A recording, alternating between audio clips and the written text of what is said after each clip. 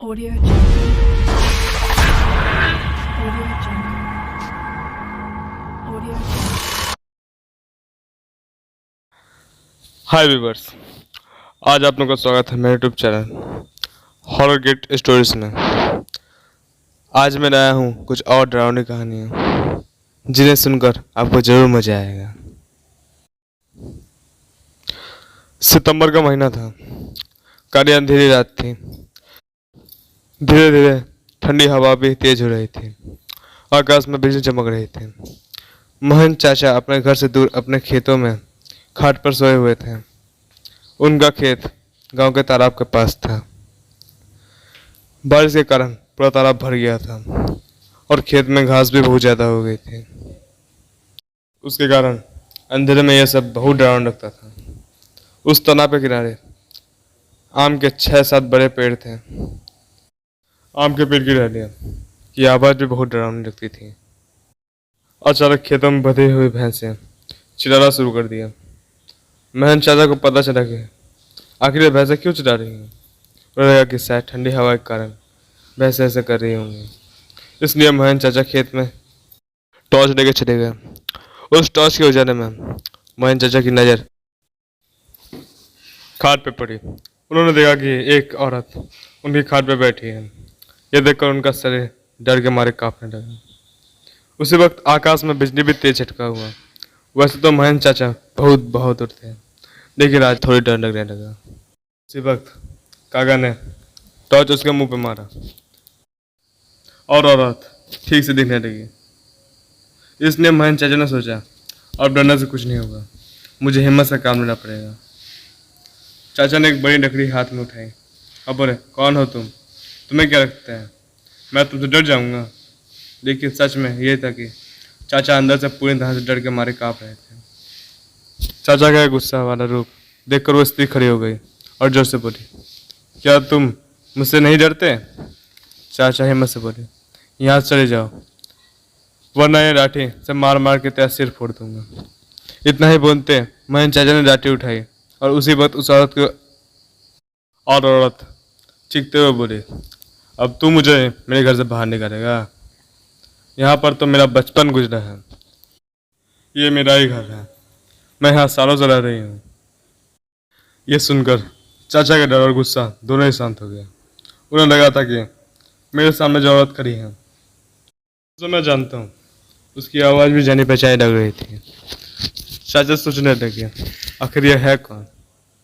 अगर मैं इस औरत को जानता हूँ, आखिर यह इतनी भयानक और विकराल रूप में क्यों है? अचानक, अरे ये तो ज्योति है, मेरी बड़ी बहन। बचपन में मैं और ज्योति साथ में खेतों में चारा काटने का काम करते थे। अब महन चाचा को पूरी बात समझ में आ गई। ये ज्योति उसके बचपन की बात है, जब ज्योति 14 साल की थी। तब इसी खेत में गांव के कुछ बच्चों के साथ खेल रही थी। दूसरे बच्चों की तरह ज्योति भी पेड़ पर चढ़ के एक डांट पे दूसरे डांट पर छलांग लगा रही थी। अचानक ज्योति जिस डांट पर बैठी थी वो डांट टूट गई और ज्योति मुंह के बल नीचे गिरी। ये देखकर सारे बच्चे डर के मारे चिल्लाने लगे। बच्चों के चिल्लाने की आवाज़ सुनकर बड़े लोग भी वहां पहुंचे। ज्योति को उठाया, अस्पताल ले गए, लेकिन तब तक काफी देर हो चुकी थी। ज्योति की मौत हो गई थी। महन चाचा को सारी बात समझ में आ गई। वो सीधा ज्योति के पास गए और रोने लगे। जब ये बात गांव वालों को पता चली तो सारे गांव वाले चौंक उठे। वास्तव में जो ज्योति थी वो एक बड़े बुजुर्ग ने कहा था, जब ज्योति की मौत हुई थी तो एक बच्ची थी, इसलिए उसे बालक समझ के उसे दफनाया गया था। लेकिन वास्तव में उसका शरीर का अंतिम संस्कार करने की जरूरत थी। इसीलिए ज्योति की आत्मा आज भी भटक रही है। महन चाचा ने तुरंत ही ज्योति को जहाँ दफनाया गया था वहाँ एक छोटा सा मंदिर बनवा दिया, जिससे कि ज्योति की आत्मा को शांति मिल जाए। ये दूसरी कहानी एक गुजराती युवक के साथ हुई। एक भयानक किस्से के बारे में है। उसका नाम जिग्नेश था। वो अपने माँ बाप के साथ अरकारीपुर में रहता था। उनके पापा की मिठाई की दुकान थी और माता गृहिणी थी। 5 साल पहले ये घटना, जिसकी वजह से वो आज भी डरा हुआ रहता है। ये घटना के बारे में वो बताता है। इस घटना को याद करके आज भी उसका दिन धड़कना बंद हो जाता है। डर के कारण मेरे हाथ भी कांपने लगते हैं। भूत प्रेत और शैतान के बारे में वो कभी नहीं मानता था। ये सब बातें सिर्फ बकवास हैं, वो ऐसे ही कहता था। लेकिन इस घटना के बाद वो गली के अंधेरे से भी निकलने में थर थर काँपने लगते हैं। आज मेरी ये हालत हो गई कि रात में भी शुद्ध समय घर की एक लाइट चालू रखनी पड़ती है। मेरे पापा बहुत ही कड़क स्वभाव के हैं। 12वीं कक्षा के परीक्षा के बाद रिजल्ट ना अच्छा आने के कारण मेरे पापा का गुस्सा सातों आसमान में पहुंच गया। उन्होंने मुझे मारपीट कर घर से बाहर निकाल दिया। मैं बड़ौदा के राजकोट में भाग चला गया। वहीं मुझे एक दोस्त मिला। उसने मुझे रहने की जगह दी, लेकिन अब मुझे काम कौन देगा, क्योंकि मैं बड़ी परीक्षा भी ना पास हुआ था। मैंने हिम्मत नहीं हारी। मैंने अपने पिताजी की तरह एक मिठाई की दुकान खोली और राजकोट के गोंडल रोड पर फुटपाथ पर पूरी साग बेचना शुरू कर दिया। मिठाई बनाना, सारे प्रकार के नाश्ते बनाना का काम मुझे मेरे पापा ने बचपन में ही सिखा दिया था। मुझे सब कुछ बनाना आता था, लेकिन पता नहीं था कि मेरा धंधा ठीक से चलेगा कि नहीं। पूरे दिन में मार 2-3 बार ग्राहक आते थे, इसलिए मैंने बनाए हुए सारे नाश्ते फेंक देना पड़ता था। गोंडल रोड पर मैंने जहाँ पर गाड़ी खड़ी की थी वो बहुत ही भीड़ भाड़ वाली जगह थी। मेरे सामने सारी डोरी पे भीड़ लगी हुई रहती थी, लेकिन मेरा काम अभी भी बंद था। मैंने आखिर हार मान ली और सब कुछ बेचकर घर वापस आ गए और मैंने पिताजी का पैर पकड़ कर माफ़ी मांग ली। उस दिन दोपहर के 12 बजे मैं डर की घटना शुरू हुई। आसपास बहुत भीड़ भी नहीं थी। मैं पास वाली दीवार पर टॉयलेट करने के लिए गया था और मुझे जोरदार झटका लगा। वहीं पे एक भयानक आवाज़ सुनाई दी। मेरे होश उड़ गया। मुझे लगा कि कोई गुस्से में चीख रहा है। थोड़ी देर में मेरी डोरी के पास काफ़ी भीड़ जमा हो गई और मैं जम डर गिर गया। जब मैं देखा, मेरे डोरी के पास एक ग्राहक खड़ा था। वह खड़ा होकर उस ग्राहक से बात करने लगा। वो आदमी अजीबोगरीब काम कर रहा था। उसने मुझसे कहा, तुम्हारे पास जो भी खाने का चीज़ है सब एक पैक करके मुझे दे दो। सामान पैक करके पहले उसने मुझे पैसे दे दिए। मेरी खुशी का कोई ठिकाना नहीं रहा। उस आदमी ने मेरी सारी मिठाई, नाश्ता सब कुछ खरीद लिया और मुझे ज़्यादा पैसे भी दिए। इसलिए मेरी हिम्मत भी बढ़ गई। मैंने बड़ौदा जाने की वापस बात टाल दी। वो आदमी हर रोज़ आता, मेरी सारी मिठाई और नाश्ता खरीद देता। एक बार मैं बाहर घूमने गया था। उस दिन सारी गाड़ी नहीं थी। दूसरे दिन गाड़ी लेकर मैं काम पर पहुंचा था। उस आदमी ने मेरे सामने खड़ा हो गया और वो गुस्सेदार होकर मेरे सामने घूरने लगा। उसने मुझे सिर्फ उतना ही कहा, मैंने तुम्हारी तकलीफ में मदद की और तूने मुझे कल भूखा रखकर इसका बदला लिया। अब मैं तुम्हें इसकी सजा दूंगा। बस इतना ही बनकर दीवार के पास गया और पट से गायब हो गया। उसकी धमकी और उसका गायब हो जाना, यह देखकर मेरे पसीने छूट गए। उसी दिन मैं दौड़ी हुई रखकर राजकोट की टिकट दिए बिना बड़ौदा चला आया। पिताजी से माफ़ी मांगी। अब तो राजकोट का शहर की बात तो दूर, उसका नक्शा भी देखना नहीं चाहता। अब तो हर समय वही डर सताता है कि वो रहस्यमय प्रेत इंसान मेरे साथ कैसा बंधा लेगा। ये तीसरी कहानी धारा शर्मा की है, जिनकी नई नई शादी हुई है।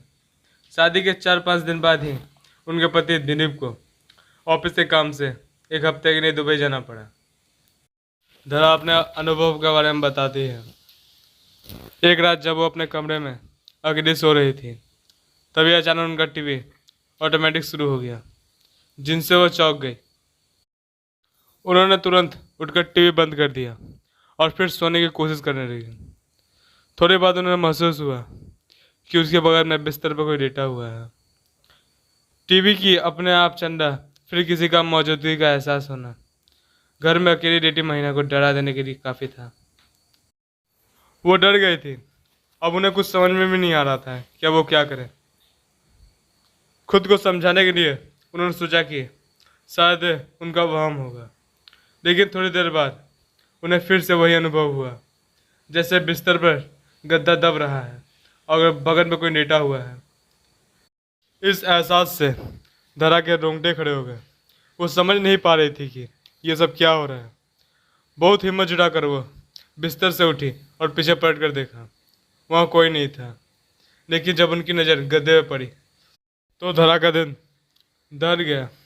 वो गद्दे के नीचे और दबी हुई थी और ऐसा दिख रहा था जैसे उस पर कोई इंसान लेटा हुआ है। अब वो चिल्लाना चाहती थी पर खौफ और डर के मारे उसकी हरक से आवाज़ नहीं उतर रही थी। दिल की धड़कन बहुत तेज हो गई। घबराहट में धरा ने तकिया उठाया और उसी जगह फेंका जहाँ पे गद्दा दबा हुआ था। ऐसा करते ही बिजली की तेजी से गद्दा ऑटोमेटिक ठीक हो गया और धरा को ऐसा भास हुआ कि वहाँ पे कोई परछाई तेजी से उठ खड़ी हुई। इसके बाद करीब 30 मिनट तक कोई हलचल नहीं हुई। धरा ने बहुत हिम्मत बांधी। उसने पास पड़े मोबाइल से बहन कमरे में सो रही अपनी सासू माँ को फ़ोन किया। उसकी सास तुरंत दौड़कर धरा के कमरे में आ गई और पूछने लगी क्या हुआ। अभी धरा कुछ बोलने से पहले ही फिर ऐसा कुछ दिख गया जिसे कि देखकर उसके होश उड़ गया। धरा ने देखा उसकी सासू माँ के पीछे एक जवान औरत दूधी परछाई खड़ी हुई है। उसकी आंखों की जगह काले गड्ढे हैं। उसका कद करीब कमरे की छत जितना ऊंचा है। यह भयानक नज़ारा देखकर धरा वहीं बेहोश हो गई और उसी रात उसे अस्पताल में दाखिल कराना पड़ा। डॉक्टर ने कहा कि डर के मारे लो ब्लड प्रेशर की शिकायत हो चुकी है। धरा के ससुराल वाले अब वो मकान छोड़ने को राजी नहीं हो रहे थे, इसलिए धरा आज भी अपने मायके में रहती है। धरा के पति दिलीप पहले भी एक शादी कर चुके थे और उनके ऊपर दहेज की लांछना से पहली पत्नी को जहर देकर मारने का मुकदमा भी चल रहा है। बदनामी के कारण दिलीप अपनी माँ के साथ एक नए घर में आकर रहने लगा, जबकि उसके पिता अभी भी पुराने घर में देखभाल कर रहे हैं। धरा के परिवार वालों को शादी से पहले ये बात पता नहीं थी, लेकिन इस बुधा घटना के बाद जब धरा ने दिलीप को अपनी आबादी सुनाई तो पहली पत्नी का राज खोला। हालांकि उसका कहना था कि पत्नी को उसने जहर नहीं दिया था, बल्कि उसने खुद ही जहर खाकर जान दी थी। कोर्ट में अभी भी ये केस वैसा का वैसा ही है। ये चौथी कहानी आसदी ने भेजी है। आगे कहानी उन्हीं के लफ्जों में। ये घटना मेरे साथ नहीं हुई थी, लेकिन ये मेरी दादी के साथ हुई थी। मेरी दादी की एज उस टाइम 16-17 साल होगी। ये गुजरात के एक छोटे गांव की घटना है। उस समय भारत में चरखा नामक चीज़ से कपास बनाया जा रहा था। मेरी दादी भी कपास बनाने वाली फैक्ट्री में काम किया करती थी। उस दिन उनको कपास बनाकर लौटने में काफ़ी देर हो गई थी। मेरी दादी और उनके साथ काम करने वाली उन्हीं के गांव की कुछ लड़कियां वापस आ रही थी। तभी उन लड़कियों में से किसी एक लड़की का किसी ने नाम पुकारा। उस लड़की के पीछे मुड़कर देखा तो एक महिला अपने खुले बालों में बड़े दांतों के साथ उनके पीछे आ रही थी। उसके पैर और हाथ पीछे की ओर थे और वो हंस रही थी। जब उन सब को उनके पीछे मुड़कर देखा तो धीरे धीरे एक करके उन सब के नाम लेने लगी और ये सब देखकर वो लोग बहुत घबरा गए। वो लोग अपना सब कुछ छोड़ छाड़ के वहाँ से भागने लगे। मेरी दादी आज भी कहती हैं कि रात के समय और कोई तुम्हारा नाम लेके तुम्हें पीछे से पुकारे तो कभी भी उसका जवाब मत दो और पीछे पलट के मत देखना। ये पांचवी कहानी हमारे यहाँ बहुत फेमस है। एक आदमी रात के समय अपने घर जा रहा था। रास्ते में चलते चलते अचानक उसे आवाज़ आई, ठहरो। आवाज़ सुनकर रुक गया। उसने पलट कर देखा मगर कोई नज़र नहीं आया। वो वापस फिर अपने रास्ते चल दिया। आवाज़ दोबारा उभरी, कहाँ जा रहे हो, रुक जाओ। वो व्यक्ति रुक गया। वो जिस रास्ते जा रहा था उस रास्ते एक तरफ घना जंगल है। आवाज़ वहीं से गूंज रही थी। उन जंगल की तरफ अपनी नज़र दौड़ाई और तभी कहीं से आवाज़ आई, घबराओ मत, तुम्हें कोई नुकसान नहीं पहुंचा पाएगा, बल्कि इसमें तुम्हारे फायदे की बात है। व्यक्ति ने कहा, तुम कौन हो? ये सवाल अभी मत करो, अभी तुम मुझे नहीं देख सकते। बहुत जल्दी मैं तुम्हारे सामने आ जाऊंगा, तुम मुझे अपना नाम बताओ। व्यक्ति बोलता है, मेरा नाम सुभाष है। सुभाष, ध्यान से देखो उस जमीन की ओर जो तुम्हारी आंखों के सामने है। उस जमीन के किसी एक हिस्से पर तुम्हें कुछ चमकता नजर आएगा। उसने वैसा ही किया जैसे ही उसने कहा, यानी उसने अपनी आंखों के सामने वाली जमीन पर नज़र दौड़ाई। अचानक उसकी नज़र एक ऐसे हिस्से पर पड़ी जहाँ कुछ चमक रहा था। ऐसा लग रहा था कि जैसे कोई हीरा चमक रहा है। उस चमकते हीरे की ओर भागा। जब वो हीरे तक पहुंचा, उसने कहा गया, ये चमकती हुई चीज़ हीरा है, तुम उसे उठा लो, फिर इसके नीचे ज़मीन पर सारी मिट्टी खोद डालो, तुम्हें ज़मीन के नीचे बहुत हीरे मिलेंगे। सुभाष ये बात सुनकर बहुत खुश हुआ। उसने चमक रहा हीरा उठाया और जेब में रख लिया। फिर जल्दी जल्दी वहाँ की ज़मीन खोदनी शुरू कर दी। लगभग 2 फुट खोदने के बाद वो बुरी तरह डर गया और चीख मारकर वो वहाँ से भाग गया, क्योंकि गड्ढे में बहुत डरावना चेहरा दफन था। शायद किसी ने गर्दन काट कर वहाँ दफन किया था। गड्ढा खुद जाने के बाद वह कटा हुआ सर हवा मोड़ने लगा। उसने सुभाष से कहा, डरो मत, मैं तुम्हें कोई नुकसान नहीं पहुँचाऊँगा। मैं तुम्हें बहुत सारे हीरे दूंगा, इतना खजाना दूंगा कि तुम्हारी गई पुश्ते बैठ कर खाएंगे। ये बातों से सुभाष के मन का भय भी खत्म हो गया। घबराहट अब खत्म होने लगी। अब तुम ध्यान से सुनो, मैं जिस तरफ चलूँ तुम उसी तरफ मेरे साथ जाओ, ठीक है? सुभाष ने कहा। और फिर वो डरावना चढ़ा जंगल की तरफ बढ़ा। सुभाष उसके साथ साथ उसके पीछे चलता रहा। लगभग 1 किलोमीटर तक चलने के बाद वो कटा हुआ सा रुका और सुभाष भी रुक गया। उसने सुभाष से कहा, इसी जगह मिट्टी खोदो, हीरे यहीं पे हैं। सुभाष खुशी से उछलता हुआ बोला। फिर जल्दी जल्दी वहाँ की मिट्टी खोदना शुरू कर दिया। मिट्टी खोदते खोदते उसे वहाँ हीरे तो नहीं मिले, मगर सर कटा हुआ की पूरी शरीर दिख गई। वो डर के मारे वहाँ चीखता हुआ अपने गांव की तरफ भाग गया। उसी दिन से उसका मानसिक संतुलन खराब हो गया। उसे रांची के एक बहुत बड़े हॉस्पिटल में एडमिट कराया गया। आज भी वो उसी हॉस्पिटल में है और रोज चीखता चिल्लाता है। ये 6वीं कहानी मुझे अजय शर्मा ने भेजी है। अब आए कहानी उन जैसे मुझे मिली है, मैं उसे ही आपको सुनाऊंगा। मेरा नाम अजय शर्मा है। ये बात उस समय की है जब मैं बीए फर्स्ट ईयर में था। उस समय मेरे कॉलेज के पास एक हॉस्टल में रह रहा था। मैं रोज़ कई वेबसाइट्स पे हॉरर स्टोरीज पढ़ा करता था, जिससे कि मुझे बहुत अच्छी नींद आई थी। ऐसे ही एक दिन रात को मैं एक वेबसाइट पर एक स्टूडेंट की स्टोरी पढ़ रहा था। कहानी पढ़ते पढ़ते मुझे कब नींद आ गई और रात कब 2 बज गए, मुझे पता ही नहीं चला। जब मेरी आँख खुली, मैंने कमरे की खिड़की खोली और बाहर का नज़ारा देखने लगा। आज बाहर काफ़ी तेज़ हवा चल रही थी। साथ ही मैं आपको बता दूं कि मेरे हॉस्टल के आसपास काफ़ी पेड़ पौधे हैं। मेरे हॉस्टल के आसपास कम ही लोग रहते हैं। हॉस्टल के पीछे की ओर एक घना जंगल था। मेरे रूम की खिड़की से वो जंगल अच्छे तरीके से दिखाई दे रहा था। मैं अपना पलंग पर लेट गया और सोने की कोशिश करने लगा, पर मुझे नींद नहीं आ रही थी और थोड़ी देर बाद मेरी आँख लग गई। मेरी नींद एक खट की आवाज़ से खुली।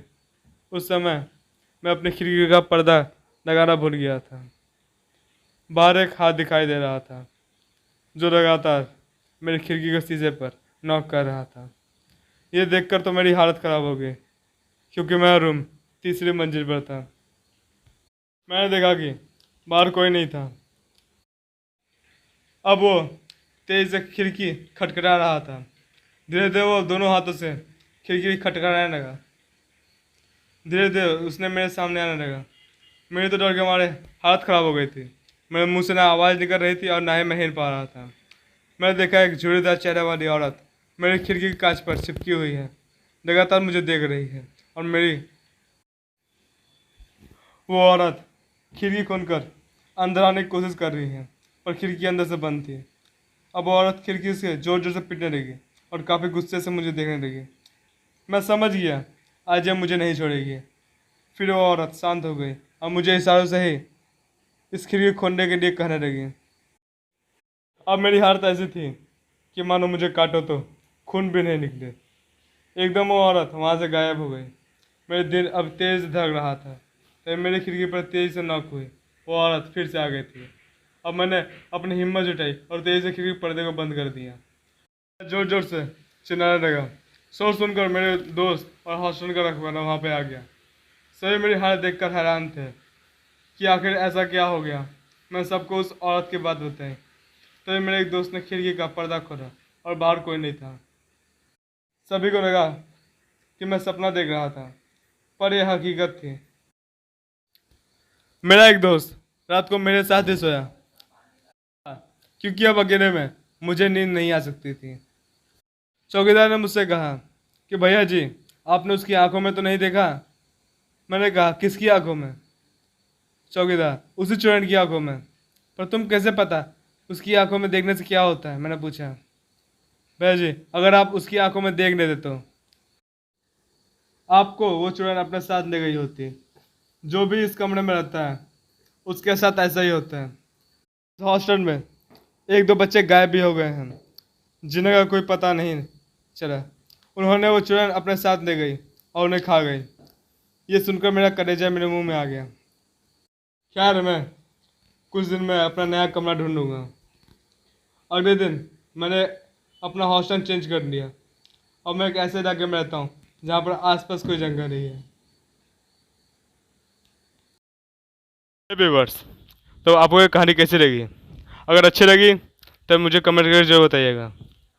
और अगर आपको अपनी कोई कहानी मुझे भेजनी है तो मेरा व्हाट्सएप नंबर नीचे है, ज़रूर भेजिएगा। और तब तक के लिए मेरे चैनल को सब्सक्राइब करिए और लाइक करिए। और आखिरी बात, डर लगता सबको है, बस डराने वाला चाहिए।